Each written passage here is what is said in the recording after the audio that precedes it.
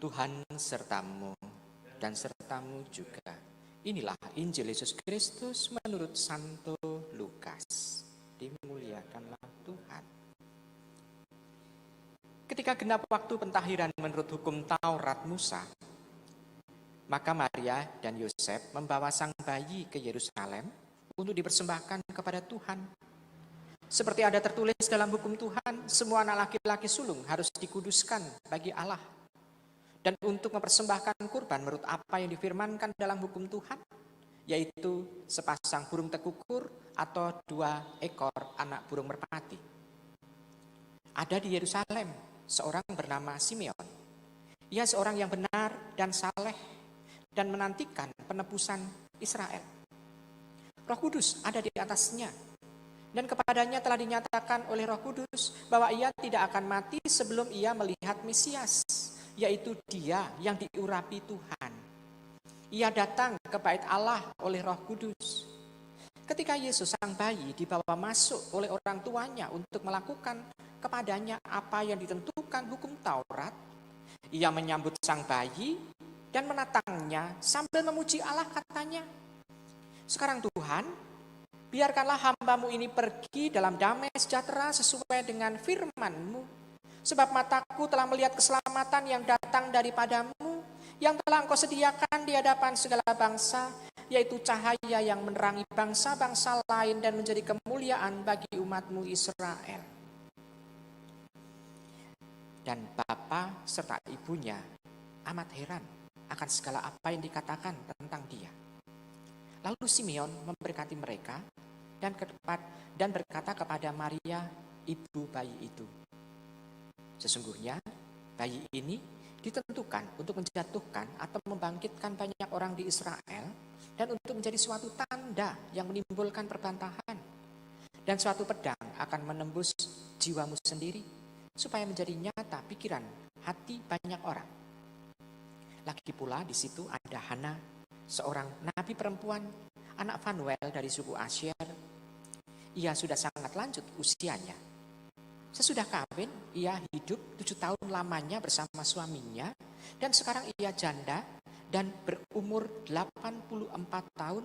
Ia tidak pernah meninggalkan bait Allah dan siang malam beribadah dengan berpuasa dan berdoa. Dan pada ketika itu datanglah ia ke situ dan mengucap syukur kepada Allah dan berbicara tentang bayi itu kepada semua orang yang menanti-nantikan pembebasan untuk Yerusalem. Dan setelah selesai semua yang harus dilakukan menurut hukum Tuhan, kembalilah mereka ke kota kediamannya, yaitu kota Nazaret di Galilea. Bayi itu bertambah besar dan menjadi kuat, penuh hikmat, dan cinta kasih Allah ada padanya. Demikianlah Injil Tuhan. Terpujilah Kristus.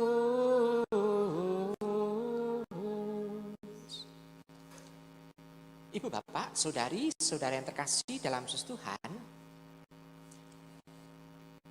kita melihat dalam bacaan Injil di sana Yusuf dan Maria yang mempunyai bahasa rohani yang sungguh luar biasa atau bahasa spiritual yang sungguh luar biasa. Dia sungguh taat dalam mentaati apa yang digariskan atau yang dikehendaki oleh Tuhan, yakni mau untuk mempersembahkan atau mengkuduskan anak sulung kepada Allah. Dan kita bisa melihat dan mendengarkan tadi percakapan dengan Simeon dan juga dengan nabi perempuan Hana dari suku Asyer, anak Fanuel. Dan kita bisa melihat ada sesuatu yang luar biasa di sana, yakni Yusuf dan Maria diingatkan akan pendampingan kepada anaknya. Ibu bapak, saudara, saudari yang terkasih dalam Yesus Tuhan, kita bisa melihat tanggung jawab orang tua akan anaknya. Tetapi kita mencoba untuk bertanya dengan diri kita sendiri. Kalau panjenengan itu membesarkan anak, mendidik anak, itu sesuai dengan keinginan panjenengan atau sesuai dengan keinginan Allah? Ini pertanyaan yang harus kita jawab. Karena ada beberapa orang tua yang mendidik mendidik anaknya sesuai dengan keinginan dirinya. Dia mengkursuskan anak untuk ini, ikut kegiatan untuk ini, diarahkan untuk ini, diharuskan untuk mengikuti ini, aktivitas-aktivitas yang digariskan oleh orang tuanya. Anaknya harus begini, harus begini, harus begini, harus begini. Kalau dulu mungkin orang tuanya tidak pernah ikut yang namanya les piano, lalu anaknya dipaksa untuk ikut les piano. Lalu dulu orang tuanya tidak pernah ikut kegiatan yang namanya ekstrakurikuler di sekolahan, anaknya dipaksa harus ikut. Segala macam itu menjadi keinginan orang tuanya. Tetapi kita bandingkan dengan Yusuf dan Maria. Dia mencoba untuk belajar bersama antara Yusuf dan Maria, mencoba untuk melihat apa yang menjadi rencana Tuhan, rencana Allah demi perkembangan bayi Yesus ini. Dia mencoba untuk membesarkan Yesus sesuai dengan kehendak Tuhan. Artinya Tuhan sudah memberikan kesempatan kepada anak itu untuk bertumbuh berkembang dengan Roh Kudus yang diberikan kepada anak itu, dan orang tua harus bisa menangkap apa yang menjadi rencana Tuhan dalam diri sang anak itu. Kita bisa mengandaikan kalau seperti ini Yusuf dan Maria, pasti Yusuf dan Maria lebih banyak mencoba untuk mendengarkan apa yang menjadi aspirasi dari anak itu, dan dia mencoba untuk menghubungkan dengan rencana Tuhan itu sendiri. Lebih banyak orang tua Yusuf dan Maria ini mendengarkan suara anak. Berbeda dengan zaman sekarang. Orang tua lebih banyak dominan berbicara dibanding dengan mendengarkan anak. Maka kita bisa belajar dari Yusuf dan Maria bagaimana dia bisa membesarkan anak. Ibu, bapak, saudari, saudara yang terkasih dalam Yesus Tuhan. Kenapa ini perlu dibahas? Karena perkembangan zaman sekarang bagi anak zaman sekarang lebih banyak pinter karena orang tua lebih mengkursuskan ini, mengeleskan ini, atau memberikan kesempatan anak untuk belajar. Tetapi dari sisi yang lain, anak tidak pernah mempunyai kesempatan berkembang secara moral ataupun secara spiritual ataupun juga dalam arti sosial kemasyarakatan, tidak pernah bisa berkembang secara utuh. Tapi yang dipentingkan hanya pendidikannya, hanya soal pinter. Padahal kalau pinter hanya memenuhi separuh dari otaknya. Sedangkan separuh yang lain sifatnya lebih aspek seni atau budaya. Itu tidak pernah yang namanya itu dipuaskan. Sehingga anak hanya berkembang satu sisi saja. Dan itu juga mempengaruhi nanti dalam proses kehidupan pada saat dia dewasa. Karena hanya satu sisi yang berkembang, maka hanya kepandaian saja yang berkembang, sehingga seringkali tidak mempunyai moral atau tidak mempunyai rasa perasaan yang mengimbangi kedewasaan intelektualnya. Nah, di sini kita bisa melihat ibu bapak, kiranya Yusuf dan Maria juga membekali Tuhan Yesus pada waktu masa kecilnya, pada masa bayinya itu juga dengan aspek budaya dan seni.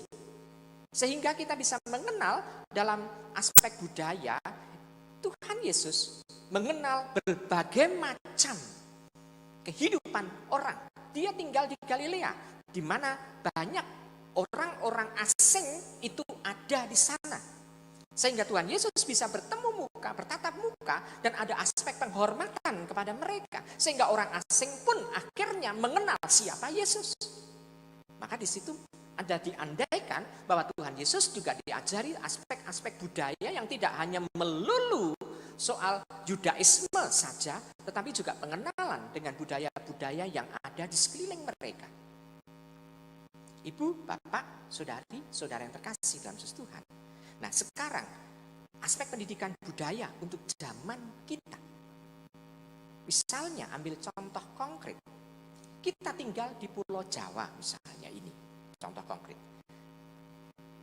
Sejak kecil, apakah kita juga memperkenalkan budaya Jawa kepada mereka? Budaya yang ada di sekitar mereka. Setiap orang tidak bisa dicap dari budayanya lalu ditempeli budaya yang lain. Tidak bisa. Pasti budaya itu harus dihidupkan atau dihidupi sejak dia masa kecil. Kita ambil contoh konkret nyata. Apakah banyak anak kecil itu bisa berbahasa Jawa? Di dalam misa lingkungan, di beberapa lingkungan di Temanggung ini, setiap kali saya menggunakan bahasa Jawa, selalu ada orang tua yang protes. Romo, anak saya tidak bisa bahasa Jawa. Aduh, lalu pakai bahasa apa? Orang tua ternyata mengajari anak menggunakan bahasa Indonesia dan sekaligus mendidik anak itu dengan bahasa Inggris. Bahasa orang asing, bahasa bule. Tetapi bahasa budaya setempat itu kosong, nol. Sehingga kita bisa melihat kalau anak pun itu latihan basa Jawa, mencoba latihan bahasa Jawa dengan kromo inggil, dengan orang tua kadangkala malah salah-salah. Contoh konkret misalnya, dia mengatakan, Bapak, Ibu, kula badhe dahar, sak sampunipun dahar, kula badhe sare. Sesuatu yang lucu. Karena apa? Karena membahasakan kromo inggil untuk dirinya sendiri. Mungkin untuk orang tuanya dikatakan bahwa, oh, monggo Bapak, Ibu sugeng nyekek misalnya, atau sugeng glogok misalnya untuk minum. Ini sesuatu yang kasar sebetulnya, bahasa yang kasar. Tetapi malah untuk orang lain, tetapi untuk dirinya sendiri dibasake. Ini sesuatu yang terbalik. Bahkan kita bisa melihat beberapa remaja itu kalau kita pancing pakai bahasa Jawa juga kromo inggilnya itu juga kualik. Maka kita bisa melihat orang tua tidak pernah ngajari budaya. Dia diajari budaya asing. Dan kalau budaya asing kita bisa melihat otak sebelah mana yang berkembang. Maka yang ada adalah hidupnya hanya persaingan dengan yang teman-teman yang lain. Sehingga kita bisa melihat untuk menghasilkan nilai yang baik, dia akan nyontek satu sama lain. Pokoknya yang penting hasilnya, karena ada persaingan di sana. Sehingga budaya harga diri ini tidak pernah diperhatikan. Orang juga, anak-anak tidak pernah malu untuk dikatakan bahwa dia nyontek. Padahal untuk orang yang punya harga diri tinggi, dia akan malu dikatakan bahwa hasil banyak itu atau hasil tinggi itu karena nyontek. Ini kita bisa melihat aspek pendidikan sejak masa di rumah masing-masing. Karena pendidikan awal, yaitu masa balita, itu sangat penting bagi anak. Karena masa balita adalah masa di mana anak itu mencoba untuk istilahnya itu mencoba mememori atau merekam semua yang ada dalam hidupnya. Dan orang tua adalah orang tua, sebenarnya adalah orang tua yang pintar. Kenapa? Anda bayangkan, dari anak yang tidak bisa ngomong, dia bisa berbahasa. Itu kan menunjukkan bahwa orang tua itu tidak ada orang tua yang bodoh, tapi orang tua yang pintar. Karena bisa mengajari anak bisa berbicara. Anak bisa diajari untuk pakai baju. Ini kan sesuatu yang luar biasa dari anak yang tidak bisa apa-apa. Dengan demikian kita bisa melihat bahwa sebetulnya tidak ada orang tua yang bodoh di dunia ini. Yang ada adalah bagaimana perhatian orang tua ini kepada anak. Apakah mau menumbuh kembangkan anak menjadi pintar? Yang kedua, apakah mau untuk menumbuh kembangkan anak menjadi bijaksana? Bijaksana itu lebih mampu untuk berkembang dewasa dalam segala aspek. Sedangkan kalau pintar hanya intelektual saja yang dipentingkan. Ibu, Bapak, Saudari-saudari terkasih, pada hari raya keluarga kudus ini kita kembali diingatkan akan tugas kita sebagai orang tua dalam pendidikan anak. Mari kita bersama-sama dengan Allah sendiri, kita belajar dari Yusuf dan Maria untuk mendidik anak supaya anak itu bisa bertumbuh berkembang seperti Tuhan Yesus yang makin lama makin bijaksana dan makin disayang dan dekat dengan Tuhan